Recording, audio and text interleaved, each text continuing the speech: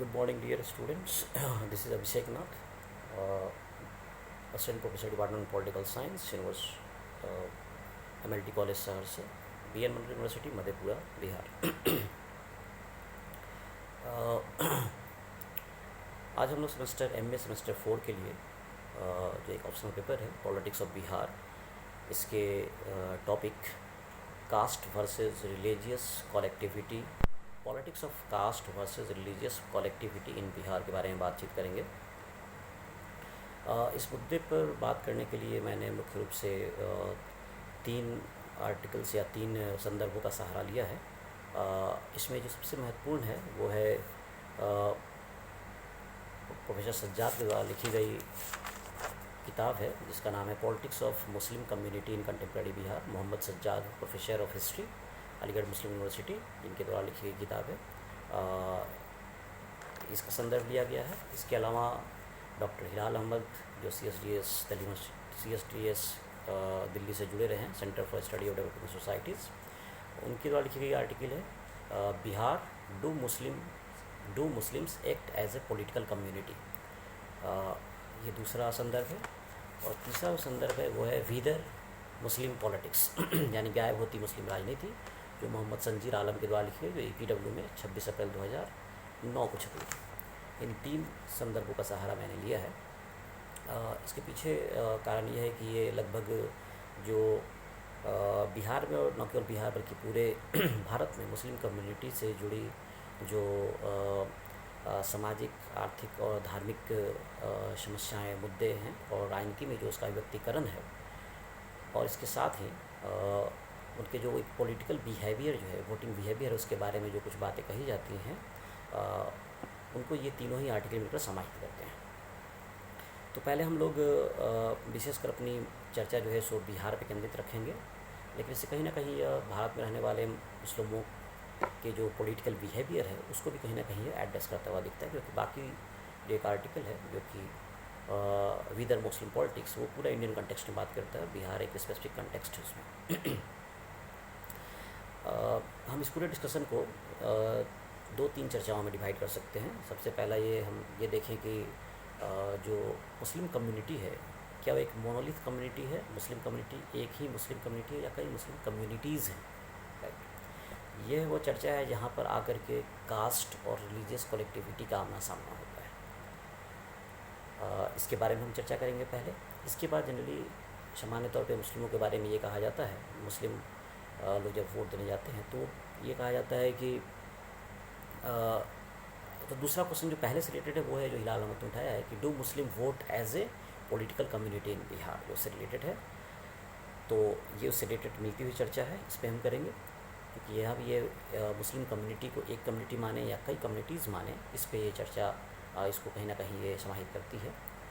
और जो दूसरा है मुख्य वोटिंग बिहेवियर से जुड़ा हुआ है, इसमें कहते हैं कि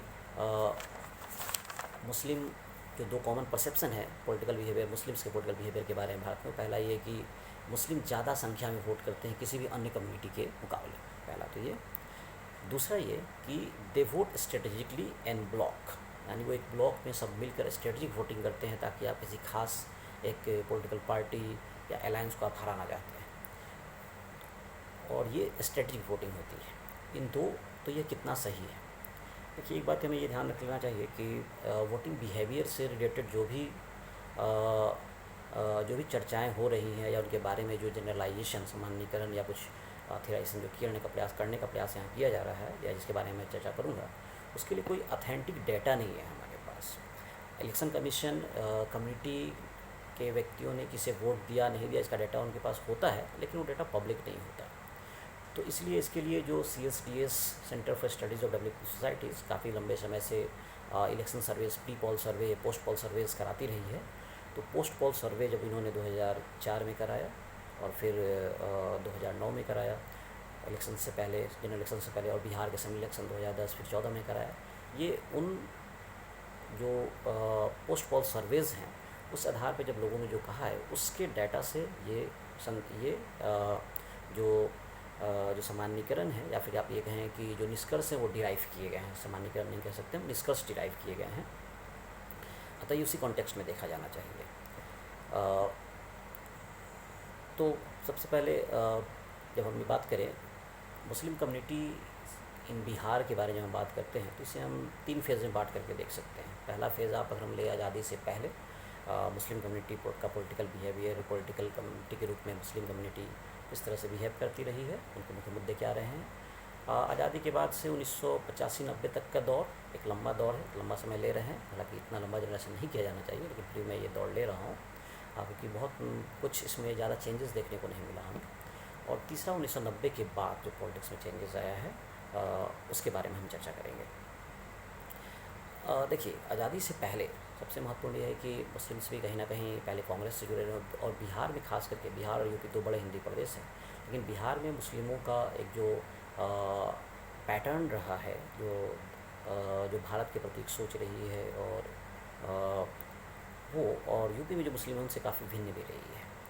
शुरू में जब मुस्लिम जो मुस्लिम लीग थी जिसने 2 राष्ट्र का सिद्धांत दिया, ऐसे मुद्दों को बिहार में ज़्यादा समर्थन नहीं मिला, और बिहार के मुस्लिम्स ज़्यादा कांग्रेस से जुड़कर ही काम करते रहे और कांग्रेस के नेताओं के तहत ही अपनी मुद्दों को आगे बढ़ाते रहे। तो जो एक की जो डिविजनरी पॉलिटिक्स है उसका बिहार में बहुत ज़्यादा स्थान नहीं रहा, और लोग एक कम्युनिटी के बीच कम्युनिटी हारमोनी भी काफ़ी बरकरार रही। और बिहार में मुस्लिमों की काफ़ी अच्छी जनसंख्या है, अराउंड 15-16% जनसंख्या उनकी बिहार में है, एक बहुत ही इम्पोर्टेंट जनसंख्या बन जाती है किसी भी लिहाज से। महत्वपूर्ण यह है कि क्या मुस्लिम एक कम्युनिटी है या कम्युनिटीज़ हैं, राइट। बी आर अम्बेडकर ने मुस्लिम कम्युनिटी के बारे में चर्चा करते हुए एक बार उन्होंने कहा, जब चर्चा की तो बार बार से मुस्लिम कम्युनिटी कह रहे थे, मुस्लिम कम्युनिटीज़ नहीं कहा उन्होंने। अर्थात कहीं ना कहीं वो मुस्लिम कम्युनिटी को एक मोनोलिथ, एक ही कैटेगरी मानते हैं, पूरी कम्युनिटी ये है। और ख़ास करके अगर आप अभी के समय में देखें तो ज़्यादातर पॉलिटिकल पार्टीज़ भी जो है उन्हें एक ही कैटेगरी के रूप में रखना चाहती है, ताकि वो एक ग्रुप में रखे, कम्युनिटी के रूप में रखे, और उनसे वो अपना जो फ़ायदा या घाटा जो भी है, जो पॉलिटिकल बिहेवियर उसको हार्नेस कर पाए। ख़ास करके अगर आप राइट विंग पॉलिटिक्स देखें तो वैसे भी सभी मुस्लिमों को एक ही मुस्लिम मानती है, कम्युनिटी मानती है, rather than कि उसमें कुछ डिफरेंसेस अंदर में है ये मानती है। लेकिन ऐसा है नहीं। बिहार में भी मुस्लिम्स हैं, वो उनको आप 3 कैटेगरी में बांट सकते हैं। एक एलिट क्लास जिसे कई बार अशरफ्स कहा जाता है, एक ओबीसी ग्रुप है जिसे अजलफ कहा जाता है, बैकवर्ड क्लास जिसे आप कह सकते हैं, बैकवर्ड कास्ट कर सकते हैं। एक दलित कास्ट उसमें है जिसे आप अर्जल्स भी कहा जाता है, अर्जल कहा जाता है। तो इन तीनों के बीच, लेकिन ये महत्वपूर्ण ये है कि आज़ादी से पूर्व भी, आज़ादी के बाद भी जो मुस्लिमों के प्रति नेताओं की सोच रही है वो एक कम्युनिटी के रूप में रही है। ये अलग अलग कम्युनिटी का डिफ्रेंसिएशन, कम्युनिटी के अंदर कम्युनिटी का डिफ्रेंसिएशन नहीं रहा है। बिहार के शुरू के जो नेता रहे, चाहे डॉक्टर सिकंदर सिंह हो, उन लोगों ने एक काफ़ी कोहेसिव पॉलिटिक्स की शुरुआत की, और उसके अंदर सभी कम्युनिटीज़ को काफ़ी जगह मिली, और मुस्लिम भी काफ़ी खुलकर आए। सबसे अच्छी बात यह है, हालांकि मुस्लिम अपनी जनसंख्या के मुकाबले तो लेजिस्लेटिव असेंबली में बिहार में चुनकर उतने नहीं आए, लेकिन उनका परसेंटेज एक नेशनल एवरेज से ज़्यादा अच्छा रहा है। हमेशा ही 9 से 10% मुस्लिम असेंबली इलेक्शन में चुनकर आते रहे हैं। एक बहुत ही महत्वपूर्ण डेवलपमेंट है, बहुत ही महत्वपूर्ण मुद्दा है, महत्वपूर्ण बात है। लेकिन 1950 से लेकर 70-80 तक जो मुस्लिम कम्युनिटी है उसे एक ब्लॉक के रूप में ही जाना जाता रहा, और उस पर जो एलिट क्लास है, जो अशरफ्स की पॉलिटिक्स है, वो ज़्यादा हावी रही, और उनके द्वारा ही जो मुद्दे जो आगे बढ़ाए गए वो रहे। मुद्दों पे चर्चा करेंगे इससे पहले। और वो जो मुद्दे रहे मोस्टली वो 2 रहे। एक तो ये कि उर्दू को एक द्वितीय बिहार के एक द्वितीय भाषा के रूप में जगह मिले, इसके लिए पॉलिटिक्स चलाई, और उससे कहीं ना कहीं यूनिफिकेशन ही प्रदान किया, और बाद में इसे सफलता भी मिली, और ये द्वितीय भाषा के रूप में बिहार में समृद्ध हुई। क्योंकि बिहार में भी अन्य कम्युनिटी द्वारा इसके प्रति कोई विरोध ऐसा नहीं था, क्योंकि उर्दू जैसा मैंने कहा कि बिहार में हिंदू मुस्लिम के बीच ऐसी कोई राइवलरीज या ये नहीं रहा, और काफ़ी सहयोगात्मक व्यवहार रहा है। लेकिन इम्पोर्टेंट क्या है कि ये जैसे ही लैंग्वेज पॉलिटिक्स ख़त्म हुई, शामिल हो गया, तो उसके बाद से कहीं ना कहीं जो पॉलिटिक्स जो है वो ज़्यादातर अपर क्लास, जो एलिट क्लास है, उनके अपने फ़ायदे वो कितने ले सकते हैं नेताओं से, उससे ज़्यादा जुड़ रहे, और बहुत कम ही लीडरशिप बाहर उभरी, और इसके अन्य ग्रुप के अन्य लोगों के साथ कोई बाहर नहीं, जो लीडरशिप है वो उभर कर नहीं आई, और उनकी जो सामाजिक आर्थिक स्थिति थी उस पर कोई बहुत सुधार नहीं हुआ। उसमें जो बैकवर्ड कैटेगरीज़ हैं और जो दलित कैटेगरी, उनकी स्थिति उतनी खराब है जितनी हिंदुओं में है। लेकिन 70 के दशक में जब कर्पूरी ठाकुर की सरकार आई, कर्पूरी ठाकुर ने जब बैकवर्ड क्लास मूवमेंट को, backward caste backward class movement को आगे बढ़ाया, तो उन्होंने मुस्लिमों के अंदर जो भी बड़े पैमाने पे करीब 28-29 कैटेगरी के अशरफ्स और अजलफ और अर्जल्स को बैकवर्ड क्लास में शामिल किया और उन्हें उनकी शिक्षा और दीक्षा के लिए और जो भी आरक्षण की व्यवस्था थी वो की गई। इसका महत्वपूर्ण परिणाम ये हुआ कि कहीं ना कहीं एक मुस्लिम कम्युनिटी के अंदर भी कम्युनिटीज़ की बात चर्चा होने लगी और पहली बार जो जो जो जो बैकवर्ड क्लास पॉलिटिक्स है, दलित पॉलिटिक्स है, वो भी उभर कर सामने आई और ख़ास करके पसमानदा पसमानदा कम्युनिटीज़, पसमानदा मुस्लिम की जो पॉलिटिक्स है वो उभर कर आई। इससे पूर्व उर्दू जब मुख्य लैंग्वेज बनी तो इससे कहीं ना कहीं दूसरी बिहार की भाषा बनी तो कहीं ना कहीं कई भी सरकारी विभागों में जैसे टाइपिस्ट वगैरह का जॉब, उसमें कहीं ना कहीं एक लोगों में सामाजिक आर्थिक रूप से एक पिछड़ापन दूर हुआ और बड़े पैमाने नहीं तो एक काफ़ी अच्छी खासी जनसंख्या एक नए मिडिल क्लास की उभर कर सामने आए। खासकर जब आरक्षण की राजनीति लागू, इसके बाद से एक मिडिल क्लास उभर कर सामने आया जो अपनी बातों अपनी चर्चा को खुद बढ़ाना चाहता था और खासकर पसमानदा पॉलिटिक्स जो बिहार में उभरी उसने इस बात को उजागर किया कि यह जो इलिट डोमिनेंस है मुस्लिम पॉलिटिक्स में उसे हटना चाहिए और बीसी और अदर कास्ट की पॉलिटिक्स उस पर हमें ध्यान देना चाहिए। लेकिन ये 80, 85, 90 के दशक तक रहा। लेकिन इसके बाद हम ये देखते हैं इसमें कोई लीडरशिप कोई महत्व उभर कर नहीं आई। अली अनवर जो कि पोइट और हिंदी लिटरेचर से जुड़े रहे हैं, उनको बाद में जनता दल यूनाइटेड इंडिया सभा का सदस्य बनाकर भी भेजा, लेकिन इससे अधिक ज़्यादा जो लीडरशिप उभर कर सामने नहीं आई। एक आध और लीडर रहे होंगे और उर्दू के एक बिहार की दूसरी भारतीय भाषा के रूप में शामिल हो जाने के बाद से ये मुद्दा भी हट गया। तो अब इनको यूनाइट करने और उसकी कम्युनिटीज़ की चर्चा के लिए जो बात थी वो सारी वो रिजर्वेशन और उससे होने वाले फ़ायदे, किसी की कम्युनिटी को शामिल करे किसी न करे, ये चर्चाओं पर समाहित रही। 1990 के दशक के बाद से ऐसा देखा गया जब लालू यादव ने एक अपना नया कॉम्बिनेशन मुस्लिम और यादव माई कॉम्बिनेशन बनाया तो बड़े पैमाने पे मुस्लिमों को रिप्रेजेंटेशन भी मिला और एम्पावरमेंट भी मिला। उन्होंने मुस्लिम कम्युनिटी, हालांकि मुस्लिम कम्युनिटी को बड़े पैमाने पे विधानसभा में चुटकाने के लिए सीटें दी, उन लोगों को उभारा, लेकिन फिर भी जो लालू यादव की पॉलिटिक्स रही वो कहीं ना कहीं वो मुस्लिम को एक कम्युनिटी के रूप में ही मानकर चलती रही और पसमानदा पॉलिटिक्स, पसमानदा मुसलमानों या अन्य दलित और मुसलमानों की बात वो पीछे चली गई। लेकिन ये कहीं ना कहीं चूँकि यह वो दौर था 1990 का दशक, जबकि कहीं ना कहीं हिंदू पॉलिटिक्स भी बहुत राइज कर रही थी। बाबरी मस्जिद का डिमोलिशन, बाबरी मस्जिद जो भी ढांचा था उसका वहाँ डिमोलिशन हुआ। इसके बाद से कहीं ना कहीं एक मुसलमानों का भी कंसोलिडेशन हुआ और एक कम्युनिटी के रूप में ज़्यादा एक बाइनरी अपोजिशन के रूप में हिंदू और मुस्लिम के रूप में देखे जाने लगे। इसने कहीं ना कहीं लालू यादव को हेल्प किया कंसोलिडेट करने में, मुस्लिमों को एक कम्युनिटी के रूप में और उनके ऊपर अपनी राजनीति को चलाने में। लेकिन इसका घाटा ये हुआ कि 1985 के जनरल इलेक्शन में सबसे ज़्यादा मुस्लिम टीम 10% से ज़्यादा चुनकर आए थे और उसके बाद मोर ओवर लालू यादव के कार्यकाल और उनके बाद राबड़ी देवी कार्यकाल में भी एवरेज वही रहा, 9-9.5%, 10% से नीचे ही रहा। तो इसने ये किया कि वापस से अशरफ्स जो एलिट्स क्लास थे उनकी पॉलिटिक्स को स्ट्रॉन्ग कर दिया, जो ये लालू यादव के शासनकाल की बात है। और कहीं ना कहीं जो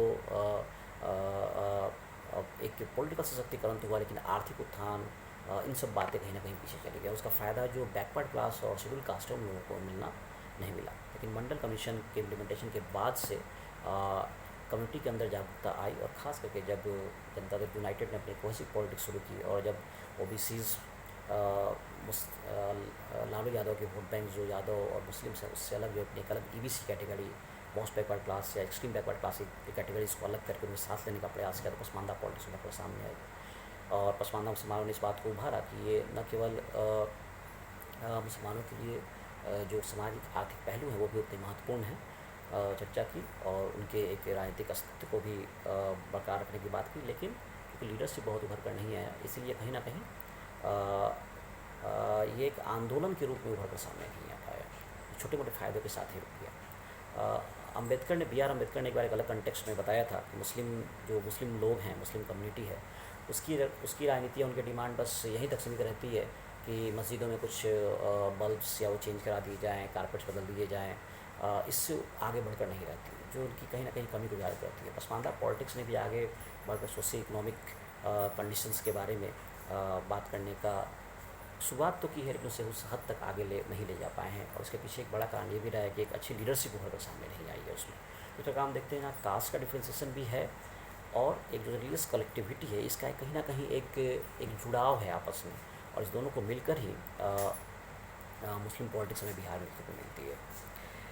अ, अब अगर हम दो और मुद्दे जो उन पर बात कर लें, क्योंकि समय ज़्यादा लंबा वीडियो हो जाने पे अपलोड करने में काफ़ी दिक्कत होती है, तो क्या मुस्लिम एन ब्लॉक वोटिंग करते हैं, और क्या ये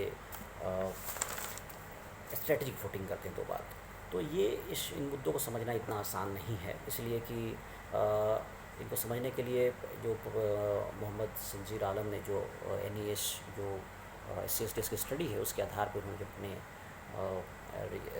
निष्कर्ष निकाले हैं, उन पर मैं कुछ चर्चा करूँगा। उनका पहला कहना है कि more of the Muslim vote, ये दो चर्चाएँ थी, more of the Muslim vote than any other community and they strategically vote and block, दो समस्याएं हैं जिसके बारे में जब हम मुस्लिम ज़्यादा वोट करते हैं इसकी बात करते हैं, तो ये कोई ऐसी महत्वपूर्ण ये ऐसा नहीं रहा है। मुस्लिमों की वोटिंग जो है सो नियर अबाउट जो ऑन एन एवरेज रहता है वो उसके आसपास ही रहा है, लेकिन फिर भी का कहना है कि जो टर्नआउट जो है वो इंक्रीज हो जाता है अगर पॉपुलेशन में मुस्लिमों का जो परसेंटेज है वो 30 से ज़्यादा लेकिन 50% से नीचे रहा, लेकिन ये रिलेटिवली डिक्लाइन हो जाता है वोटिंग टर्नआउट मुस्लिमों का अगर वो डेमोग्राफी जो उनके फेवर में है, यानी डेमोग्राफी जहाँ पे वो 50% से ज़्यादा है इस डिस्ट्रिक्ट में, तो वो उतना बढ़ चढ़ कर वोटिंग में हिस्सा नहीं लेते हैं। और लेकिन महत्वपूर्ण ये है कि केवल यही एक फैक्टर नहीं है जो डिफाइन करे एक परसेंटेज कितने मुस्लिम हैं उस डिस्ट्रिक्ट में कैसे वोटिंग करेंगे। इसके लिए उन्होंने कहा कि डिफरेंट स्टेट के डिफरेंट पैटर्न रहे हैं। उनका ये मानना है कि ओवरऑल हाई टर्नआउट जिन स्टेट में रहा है, लेकिन वहाँ पे कई ऐसे स्टेट हैं जहाँ पे बहुत ओवरऑल हाई टर्नआउट रहा है, लेकिन स्टेट्स को हम 3 कैटेगरी में बांट कर देख सकते हैं। पहला वो कैटेगरी है जहाँ overall high turnout in state but Muslim turnout even higher, यानी राज्यों का एवरेज राज्य में वोटिंग टर्नआउट ज़्यादा है लेकिन मुस्लिमों को उससे भी ज़्यादा है, जैसे कुछ स्टेट असम है, कर्नाटका, केरला, वेस्ट बंगाल रहे हैं। दूसरा ये ओवरऑल लो रहा है, ओवरऑल जो एवरेज है लो है, लेकिन मुस्लिमों का टर्नआउट उससे भी कम है, जैसे कि झारखंड, मध्य प्रदेश, महाराष्ट्र और राजस्थान राज्य हैं। इसके अलावा एक तीसरी कैटेगरी है जहाँ ओवरऑल लो है बट मुस्लिम टर्नआउट हाई है, जैसे बिहार, दिल्ली, गुजरात। मैं फिर से रिपीट करूँ, जहाँ ओवरऑल लो है वोटिंग परसेंटेज लेकिन मुस्लिमों का टर्नआउट हाई है, उसमें बिहार भी एक डिस्ट्रिक्ट है जो हमारे स्टडी का मुद्दा बन सकता है। महत्वपूर्ण आखिर ऐसा क्यों है?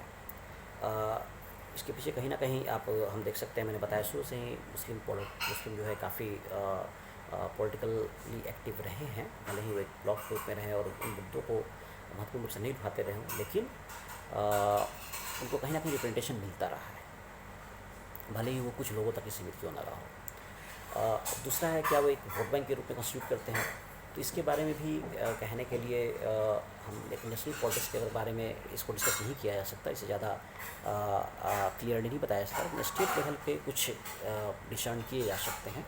स्टेट लेवल पे पॉलिटिकल चॉइसेस के आधार पे देखा गया है कि जो मुस्लिम क्या एन ब्लॉक वोटिंग करें या नहीं करें, पॉलिटिकल चॉइसेस जो अवेलेबल हैं उसके आधार पे इसे डिफाइन करने का प्रयास किया जा सकता है। यहाँ भी ये देखा गया है कि बाईपोलर कॉन्टेस्ट रहा है बीजेपी या कांग्रेस के बीच। ये बात हमेशा ध्यान रखें कि जनरली मुस्लिम कांग्रेस को ट्रेडिशनली वोट करते रहे हैं, जहाँ भी कांग्रेस एक मुख्य विपक्षी पार्टी या मुख्य पार्टी रही है जिन राज्यों में। लेकिन जहाँ भी ये बीजेपी और कांग्रेस के बीच एक डायरेक्ट कॉन्टेस्ट आया, वहाँ पे मुस्लिमों ने ज़्यादा कांग्रेस को सपोर्ट किया है। जहाँ भी बाईपोलर कॉन्टेस्ट है लेकिन वहाँ कांग्रेस और नॉन बीजेपी पार्टीज़ हैं, वहाँ वोट बढ़ जाता है, यानी नॉन बीजेपी पार्टी और कांग्रेस के बीच वोट बढ़ गया, यहाँ बीजेपी मुख्य राइवलरी नहीं है। तीसरी वजह जहाँ पे मल्टीपल चॉइसेस हैं, वहाँ पे यानी जितना ज़्यादा मल्टीपल चॉइस होता है उतना ज़्यादा वोट ज़्यादा फ्रेगमेंट होता जाता है, ये इसका कंक्लूजन है। जहाँ डायरेक्ट कम्युनल मोबिलाइजेशन है तब वो टर्नआउट बढ़ जाता है। तो इसमें ये कहा जाता है जो कम्पिटिटिव कम्युनल मोबिलाइजेशन है वो डिराइव करता है political behaviour of the community को, और कंटेक्स्ट जो है वो ज़्यादा इंपॉर्टेंट है, किस कंटेक्स्ट में ये बात कर रहे हैं ये बहुत इंपॉर्टेंट हो जाता है। तो कोई एक यूनिलीनियर पैटर्न नहीं है। अगर मोबिलाइजेशन बहुत ज़्यादा रिलीजियस लाइन पे है तो वो भी उस तरह एन ब्लॉक वोटिंग कर सकते हैं, स्ट्रेटजिक वोटिंग करते हैं, लेकिन अगर वो सेकुलर वोटिंग हो रही है, ज़्यादा मुद्दे सेकुलर मुद्दे हैं, विकास मुद्दे हैं, तो कहीं ना कहीं जो वोट जो है ज़्यादा फ्रेगमेंट हो जाता है, अलग पार्टियों में बढ़ जाता है। बिहार में भी देखा गया है कि जो बैकवर्ड क्लास है उनका बैकवर्ड कास्ट क्लास का जो वोट है वो जनता दल यूनाइटेड को काफ़ी मिलता रहा है, और बावजूद से कि उनका बीजेपी से कोalition रहा है, वो थोड़े बहुत ही अंतर होता है पीछे होते। अब एक महत्वपूर्ण बात ये भी इसमें है कि वर्तमान समय में जब हम नरेंद्र मोदी और बीजेपी की राजनीति देखते हैं तो कहीं ना कहीं जो मुस्लिमों के अंदर भी महिलाओं की बात कर रहे हैं, जैसे उन्होंने सबको गैस पहुँचाई, सबको फ़ायदे की है, कई सारे जैसे ट्रिपल तलाक का मुद्दा है। तो क्या हम ये कह सकते हैं कि मुस्लिम कम्युनिटी के अंदर भी इन्होंने एक ऐसी कॉन्स्टिट्यूंसी जो महिलाओं की है, जो शोषित या कम्युनिटी है, जिनका बड़े पैमाने पे तलाक के मुद्दों को लेकर कई मुद्दों के थ्रू इनका शोषण लंबे समय चलता आ रहा है, और जिस मुद्दों को मुस्लिम पॉलिटिक्स नहीं उभारती है, ये चर्चाएँ करते हैं, क्या ये लोग ये इस कम्युनिटी के अंदर ये जो धड़ा है जेंडर आस्पेक्ट जो है, क्या ये मुस्लिमों का वोट, इन मुस्लिमों का वोट, महिलाओं का वोट मोदी और बीजेपी को मिल रहा है? ये कहना बिना किसी डाटा के बहुत मुश्किल है, लेकिन उत्तर प्रदेश के जीत में दावा किया गया ऐसा, तो शायद हो सकता है ऐसा हो। तो महत्वपूर्ण यह निष्कर्ष के रूप में हम ये कह सकते हैं कि बिहार में मुस्लिम राजनीति अंडर रिप्रेजेंटेड नहीं रही है, परसेंटेज पॉपुलेशन के संदर्भ में जरूर रही है, लेकिन इस रिलीजियस कलेक्टिविटी के अंदर भी जो कास्ट का डायमेंशन है, जो डिफरेंसेस है, जो प्लुरलिटी है, कम्युनिटीज़ की बात है, उसकी बात करनी ज़रूरी है। पसमानदा पॉलिटिक्स ने उस बात को उभारा है, लेकिन अभी भी जो मुस्लिमों से जुड़े जो मुख्य मुद्दे हैं, जैसे कि जो शिक्षा का मुद्दा है, अर्बनाइजेशन का मुद्दा है, इंडस्ट्रीज़ का मुद्दा है, उनके रोज़गार का मुद्दा है, स्किल का मुद्दा है, इन मुद्दों को ज़्यादा नहीं उभारा जा रहा है, जो कि उभारा जाना चाहिए। और इसमें कई भी जो नेता उभरते हैं वो अन्य नेताओं को नर्चर नहीं करते, ये भी मुश्किल, ये भी प्रॉब्लम है। धर्म और हिंसा की बात अलग है, और ये उन मुद्दों पे एक पॉलिटिकल मोबिलाइजेशन भी होता रहता है, लेकिन ये मुद्दे हैं, ये ज़्यादा सेकुलर मुद्दे जिनको आगे उभारा जाना चाहिए और जिन पर चर्चा की जानी चाहिए। तो ये पूरी चर्चा मेरी तरफ से कास्ट रिलीजियस कलेक्टिविटी की है, और आशा करता हूँ मैं आपको कुछ हद तक समझाने में सफल हो पाया होऊंगा। Thank you so much.